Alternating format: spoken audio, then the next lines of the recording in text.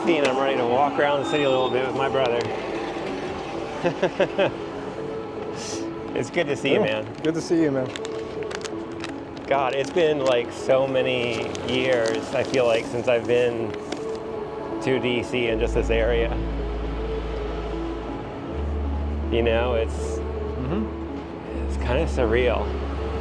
Yeah. Catching up with my brother Tim in DC was one of the highlights of my trip back to the area where we grew up.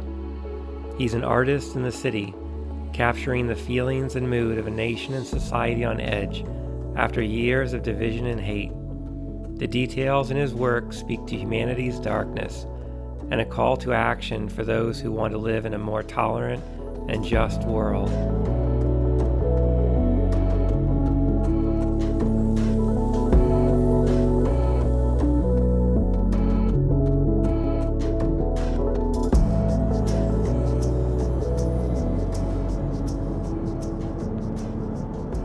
Whenever anyone asks me why I don't want to live in DC or New York City or LA, this is the biggest selling point right here. It's like, I do not want to be in this kind of, apocalyptic traffic situation every day.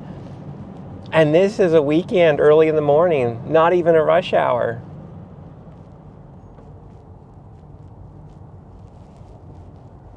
Between 695, 95, 495, it's no joke. It takes hours of stop and go nonsense on 6 to 10 lane highways. Save yourself the heartache and just take the train or the bus.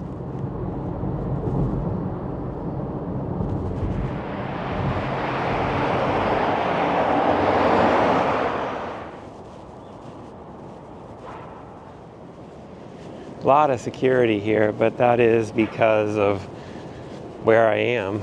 It's just right next to the government building where all the senators and representatives meet to make laws for the U.S. First glimpse of the Capitol right over there. As you're walking down the street here, on one side you have the Library of Congress and then the Supreme Court. And then on the other over here, you've got the United States Capitol. So a lot going on. A lot of people visiting and protesting as well, because this is where you'd come to do it.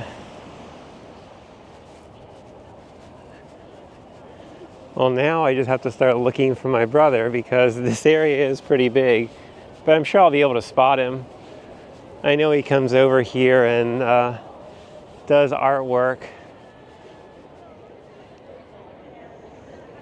Down there is the line of all the people trying to visit the inside of the Capitol building today.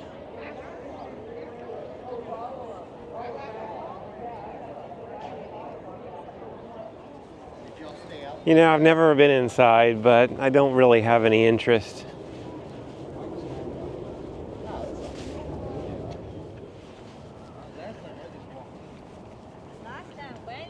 Wow, there's a lot of security there today in front of the house. Wonder what's going on.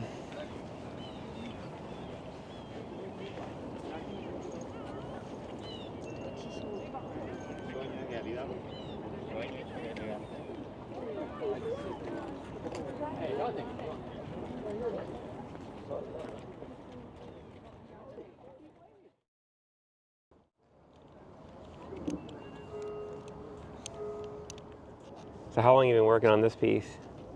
I started this one in 2022 or 2021. Yeah. Started after the Capitol attack. So we started with the dome, and the other side had the message to the committee on it, talking about Mastriano and his involvement, where he took 6 busloads of people up here. Right. But now I've painted over that side, and so it's just the art. Yeah. I mean, you were coming up to DC doing this before January 6th, right? Before that insurrection stuff, that crazy. Since Trump got inaugurated, that was Oh yeah, the first time, right? Yep. So I was up here for the inauguration, did some sketches. Yeah. Do you remember it all when we were young, coming up here at all, like to the parks and stuff? And I remember coming up here for the Right to Life marches back in St. Francis. And they made us do those. Yeah. I totally forgot we did do some stuff like that. Yeah, we did. Yeah, well, must have blocked that out. I don't know why. Part of the indoctrination, right? Do you feel like DC's changed a lot in the last couple of years? I mean, it's definitely gotten developed. Yeah. I mean, everything's just building up. Like gentrification-wise, kind of like... Oh, it's always been happening. Yeah. Gentrification, but now it's also just like building the high-rises. Like the Navy Yard's totally transformed. Right. You know, I've never been over there. Like, that's along Anacostia River, right? Like, on the other side. Yeah, I don't know why. Maybe it was because it wasn't actually built up before that I never went over there, but... I mean, it was like the ballpark. Before that, it was other stuff. Right. Before the stadium got built. Right. Yeah. No, I mean, the Capitol, the Hill's been sort of the same. Yeah. The only time it wasn't was during the attack, after the attack. And now it's just more security. Right. I mean, you can't take any chances anymore. Right, you know? Right. I mean, even me, I'm here all the time, and you know, they'll still come by and check up on me and bring the dogs by. And I understand. You know? Oh yeah, sure. They're all, for the most part, the Cap police are friendly towards me, and yeah, that's good. When they see I'm doing the art, you know, they just sort of let me do my thing. And if I'm protesting, you know, like any other protester, you just got to keep an eye on them. Make sure they're not going to do something stupid. So have you met some interesting people over here while you're doing the art? Every day. Every day, yeah. Every day you're here, you're going to meet someone. That's why I love it here. Do they come over and talk to you and like engage? And yeah. I mean, people love the art, so they come over and start there. And that's cool. But you'll meet people from every corner of the world. I mean, this is it, right? I was going to say, this is the capital of the United States. Everybody's coming here to check it out. Yep. Yeah. That's cool. I mean, that's why I love it. It's just you're going to meet so many interesting people every day here. And you probably meet a lot of people that have very different values and systems and ideas. Yep. Everything from our own political gamut to, you know, just people from different countries and their own ideologies. Yeah, sure. That's kind of cool, though, that you can engage with somebody that might have a different idea, right? Absolutely. I mean, I think once people get off the internet, you know, get away from social media and that for real. nonsense. Like, once people get off the internet, people will act way more rational. At least in smaller groups or by themselves. Yeah. And you can have discussions like that. Right. And especially if you draw them in with the art and be like, oh, wow. And then I got it, yeah. Have a good conversation, maybe meet somewhere in the middle or not. Right. But you still got to watch out for, like, unwell people, I'll call them. Yeah, sure, right. Because that definitely exists. I mean, just walking around D.C. the last 2 days, I saw a lot of tents, and they're all over. They're not just in one part of the city, but I saw them. I wouldn't necessarily combine the idea that someone's homeless with unwell, but like, no, there are people that will come up here and just like spout anti-Semitic shit. And, you know. Well, like you said, there's an issue there. Yeah. Yeah. But I mean, you just avoid those people when you see them. Don't engage. Right. All right. Do you feel like, you know, this is the one time I feel like I'm going to get political in one of my, you know, little films that I make, but because I'm here, you know, what else are you going to do? But like, do you feel like the U.S. society has failed these people? Like the government has failed to take care of them in some way, or like the unwell? Yeah.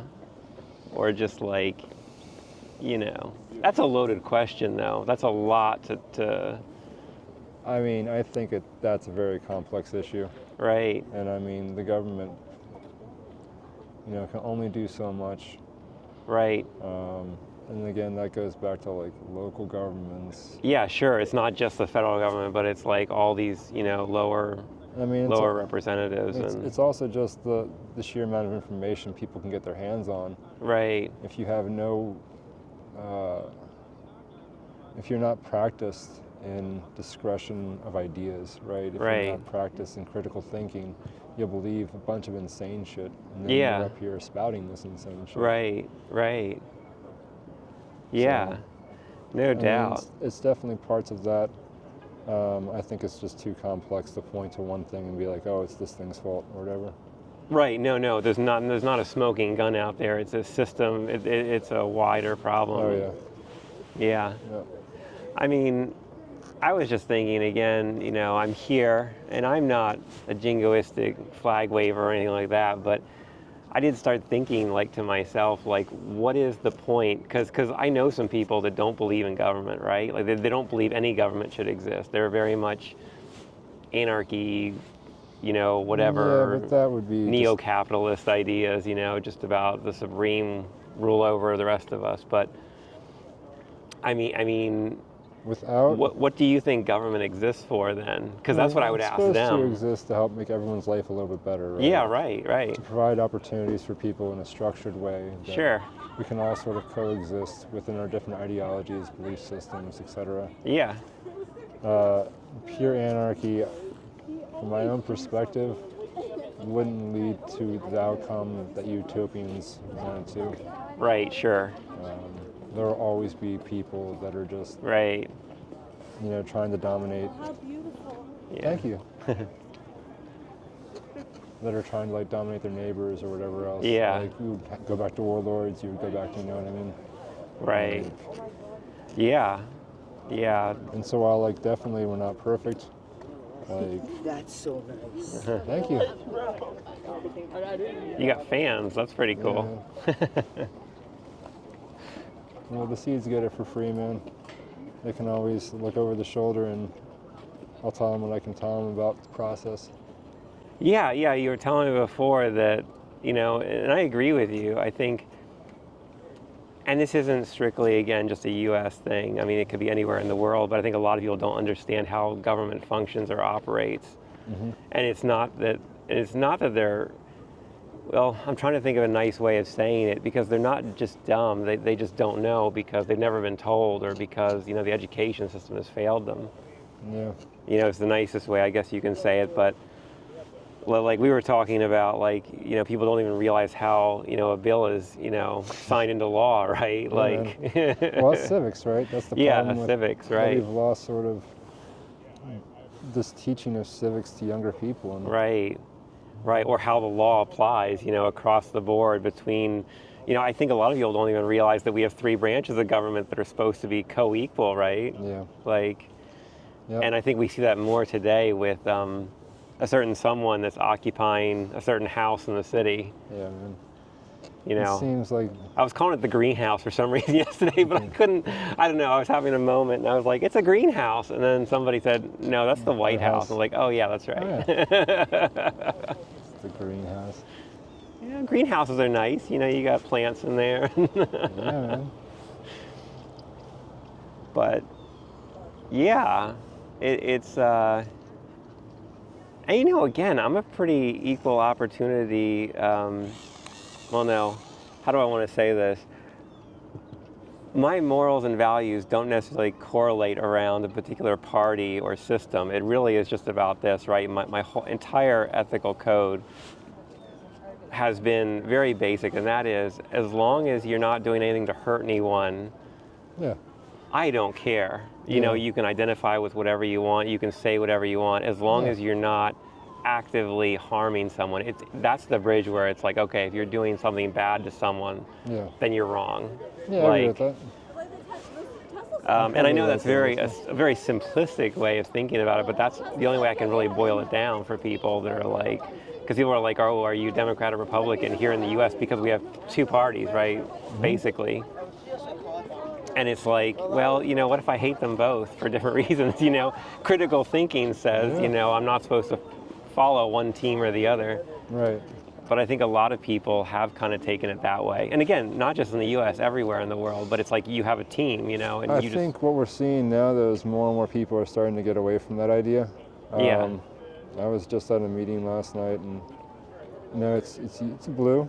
It's definitely blue skewing, but they're picking up members that were Republicans, they're picking up members that are Libertarian, that are, and So it would be like what we consider like independents, kind of like people that aren't. Yeah, man. And it's just like more and more people are starting to like look at it going their own way. Because they see both parties right now as just this entrenched system that can't help them. Right. And so, you know, when that happens, you're going to look elsewhere. Yeah. Again, my own personal opinion about the two-party system, and I've lived in other systems, but I don't see it as really functioning as well. Right. I don't know, again, like you go to the European model with like 10 or 15 or 20, you know, parties that have to work together in coalitions. Yeah. Maybe that would be better for everyone. Absolutely. With the two-party system at this point, What is it? Oh, oh, that's nice. Yeah. I mean, something, you know, taking us away from that, something I have noticed here in DC is people are really nice. Like for 90%, they are so friendly. Yeah, man. This is super cool. Yeah.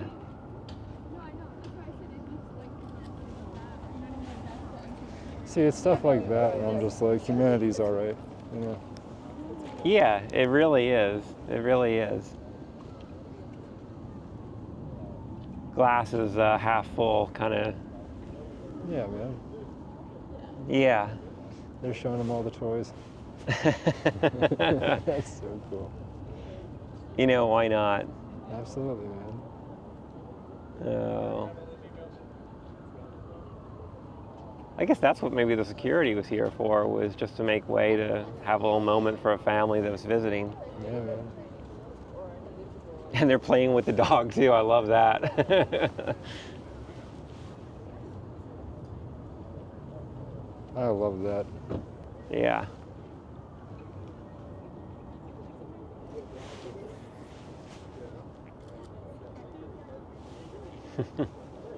It definitely brightens your day. Yeah, man. See, I really do believe that. I believe 90% of everyone out there has that same kind of moral compass, that they know that just being nice to people, no matter where they're from or who they are, is beneficial for all of us, right? Like, yeah. I mean, it's probably just like an innate desire, too. Yeah. You know what I mean, to like help people. Yeah. Maybe it's beaten out of some people or whatever else, but I think most of us start with that. Yeah. Well, no, exactly. You're not born with all those ideas and those kind of prejudices, you know, biases, prejudices. Yeah. That is definitely something that is learned. Yep. And I feel sorry for people that can't unlearn it, because I mean, some people do. Some people get away from it, but people that just never bother to try, get stuck in that. Well, I feel sorry for them. Yeah, but it's their choice at the end of the day. You know? It is. It is definitely a choice. When you come out here, how long do you normally work on these? I mean, it depends. It just, sometimes it's, 20 minutes, sometimes it's 4 hours. Yeah. It all just depends. Right.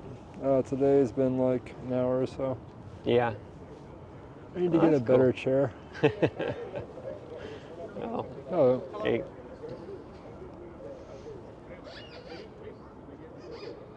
But yeah, I mean, once the summer gets here, I'll definitely be out working more. Yeah. Well, it's still a little cold. Yeah. I just realized that, like, because I walked along the tidal basin and saw the cherry trees, but I'm like literally Are they blossoming now?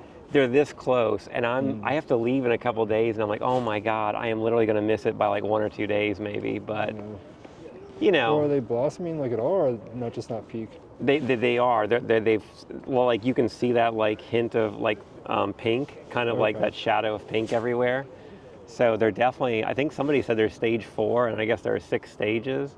Okay. So I might be here Tuesday, a couple days from now, so I might come back here on my way back to Ohio just to see if I can see anything really. Well, let me know if you do. Yeah, there was one tree that had kind of, but it was just one out of like those thousands of trees. There was like one that was like, and I was like, okay, yeah, like that's one cool. of them. And I was like, okay, this one tree is coming out. Let's go check that out after this. Yeah.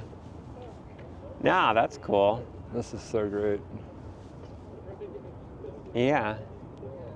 So I was wondering what they were doing up here. I was just like, I mean, this is a lot of firepower for a Saturday. Yeah, I don't know. Yeah. I mean, but I guess a lot of people do come over here and visit, because when I was here the last 2 days, I kind of sat over there on that step, and I saw a lot of different like groups that dressed up. You know, they're obviously bringing someone to meet someone, and I was like, oh, that's cool. Yeah, the weekdays, man, it's like a constant stream of people just going around this thing. Yeah. I mean, people, again, everyone from different walks of life. You have schools, you have... Yeah.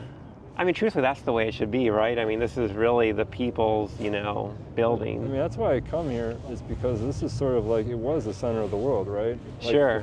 We're the world's leaders. Right, the one superpower after World War II. This is the center. Everything that happens around the world starts right here in this building. Right. It starts with Congress and the creation of their laws and policies. Do you think that's changing at all? Yes. Yeah. We're no longer going to be the world leaders after this. I mean, I don't think so either. We've pulled out of so much stuff. Yeah.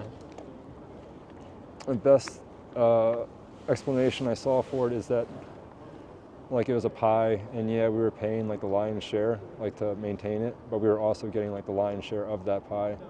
And what we've just done is just walked away from it. Right. And so China's going to be able to just move in and get new trade partners, especially in Europe. Oh yeah. Yeah. Look at this. This is awesome. Is he holding that gun? that rifle is bigger than that kid, like 3 times bigger than him. Oh my God. The kid Yeah. RPG? Yeah. Just one though. Yeah, just one time, yeah. Oh no. That's awesome. And they get photos with it. That's so great. That's gonna go on the mantle, it is, like.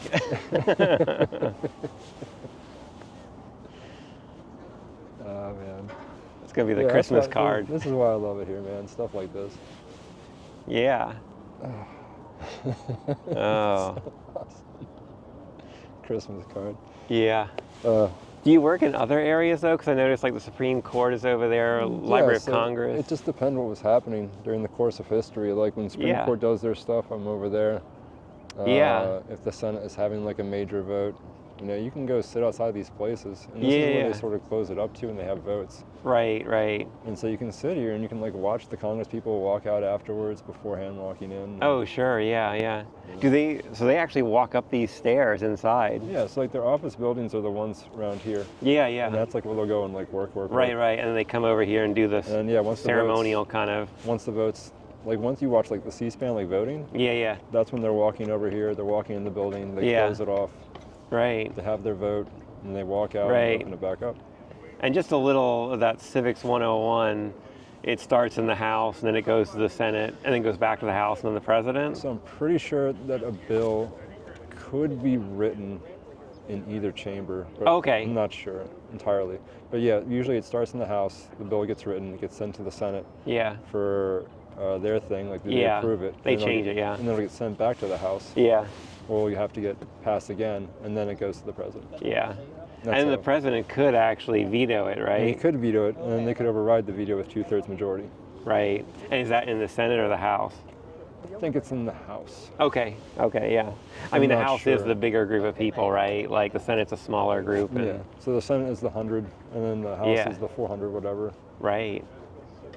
I just read something this morning, like that the youngest senators are around 50 years old, and the average age, I think, is 68 now or something. Sounds about right, man. I don't know how I feel. I'm very mixed about that. I get the whole, older means wiser, but I think there's a certain time and place. I think the world's moving too fast. Yeah.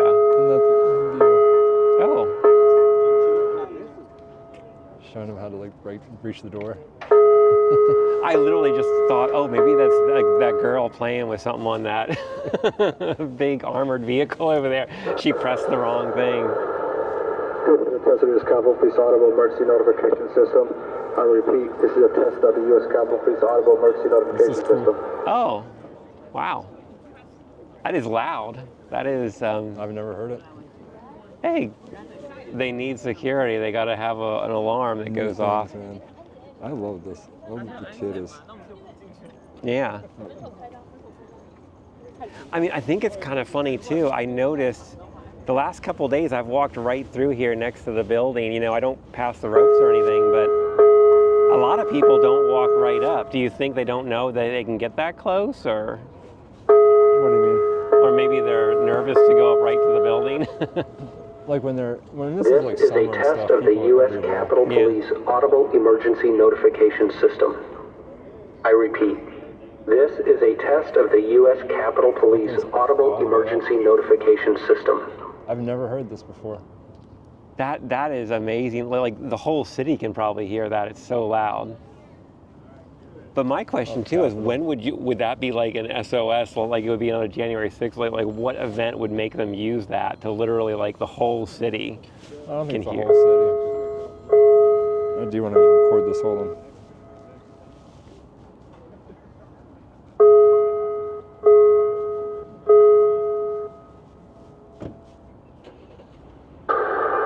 This is a test of the U.S. Capitol Police Audible Emergency Notification System. I'll repeat, this is a test of the U.S. Capitol Police Audible Emergency Notification System. Neat. Yeah. That's a first. Wow. That's cool. Do you know why the flag is at half-mast? No, someone else asked me that today too. Yeah, I've seen it like that the last couple of days, and I wasn't sure, but usually that's like the death of somebody, isn't it? Or yeah. Sometimes. I guess there's different like a reasons for it. tragedy, or someone important died. Something bad, right? Like not. Yeah, I mean something sad. Yeah. Usually. Yeah.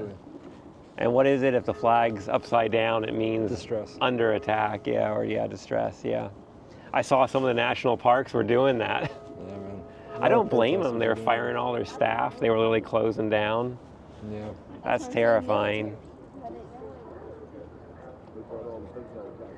But yeah, no, I've got lots of time today, so I can hang out and do whatever. We can walk around. Man. Let's go explore a little bit. Yeah. I'm gonna pack this up if you're good. Oh, no worries. Go ahead. All right, so we're going this way, yeah? Yeah, so get the Capitol here real quick so I can show you the thing. Yeah.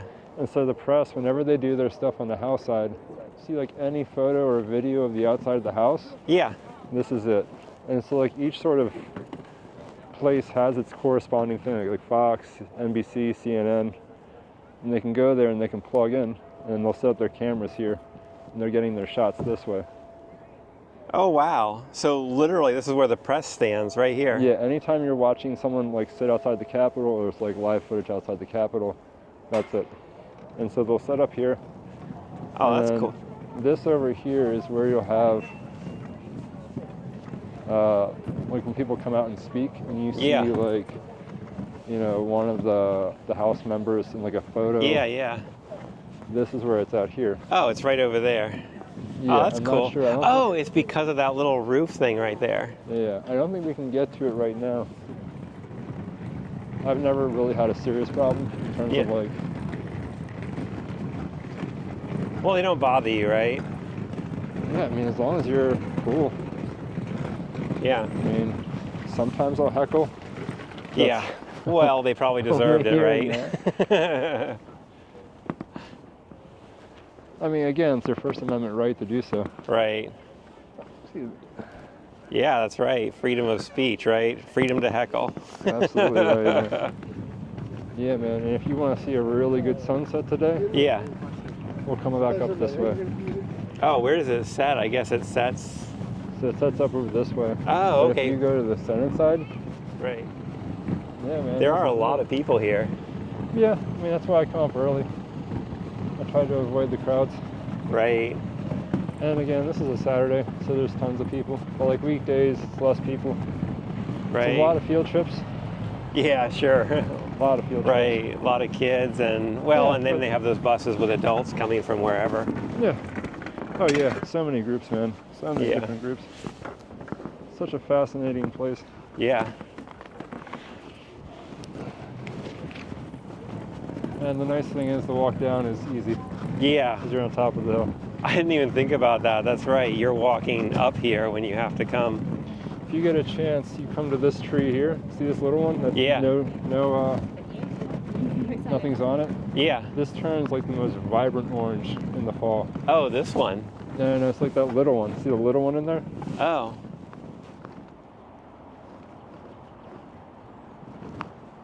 Take a year and just like draw every tree during every season. Because like the whole thing is like each tree is different. It's a different species of tree. But that would be an incredible project, just like sort of sketch each one. And yeah. When it's done, you'd have every tree through the season. That is good, you know, and that would be a little bit away from the political artwork too, so if that's what you're going for. That's what I was going for, man. Not anymore. So I'm really hoping we get back to sensible shit and I could just enjoy the actual space. I'll say this about DC. I think one of the things that I really love about it is that it is a really pretty city, especially when the seasons change, like spring and fall. Man. It's beautiful. I mean, it's our nation's capital. It should be.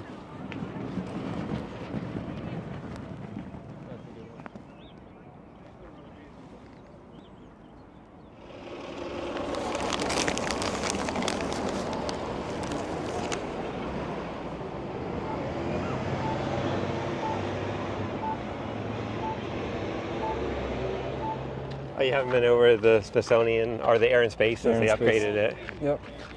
Yeah, I think I went. Still working on it. Maybe I was here a few years ago, and I went inside when they were still doing the renovations, but it was like literally half the size of what it usually is, so there was really nothing to see inside. Yeah. I almost felt bad that I even waited in line to try to get in, because I was like, what the heck? Like, there's nothing in here. But I guess it's all finished now, though. Yeah. I mean, they're still doing work on other things, but I think that one's done. You gotta love a good traffic cone. That's right, man. Our journeys have been unique and different, but it's always a good day when I can spend time with family. No matter where life leads us, we always have each other, and that's enough.